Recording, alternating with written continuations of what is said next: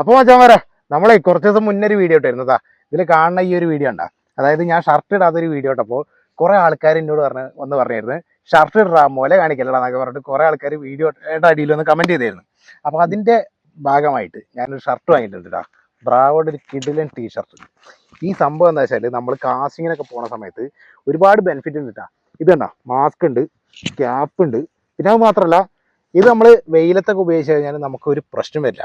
പക്ഷേ നമ്മളൊക്കെ കാസ്റ്റ് ചെയ്യാൻ പോകുന്ന സമയത്ത് ഞാൻ കാസ്റ്റ് ചെയ്യുമ്പോൾ ഇപ്പോൾ വെയിലൊക്കെ കൊണ്ടിട്ട് ഞാൻ കറക്കുമല്ലോ, അപ്പോൾ കറക്കാതിരിക്കാൻ വേണ്ടിയിട്ട് ഞാൻ ഒരു ടീഷർട്ടൊക്കെ വാങ്ങിയിട്ടുണ്ട്. ഈ ടീഷർട്ടിന് ഏകദേശം ഒരു 800 രൂപ റേഞ്ചൊക്കെ ഉണ്ട് വരുന്നത്.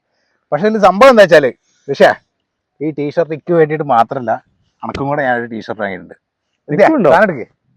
ഉണ്ടോ? പിന്നെ അണക്കില്ല, ഞാൻ അണക്ക് വാങ്ങി തരാതെ ഓക്കെ ഇതാ നമ്മളെ ചെക്കനും കൂടി ഒരു കിടിലൻ ടീഷർട്ട് വാങ്ങിയിട്ടുണ്ട് കേട്ടാ. ഒന്നിട്ട് നോക്കിയാ, ഒന്നിട്ട് നോക്കി എന്നിട്ടൊന്ന് പറഞ്ഞാ അപ്പൊ എങ്ങനെയുണ്ട് സാധനം?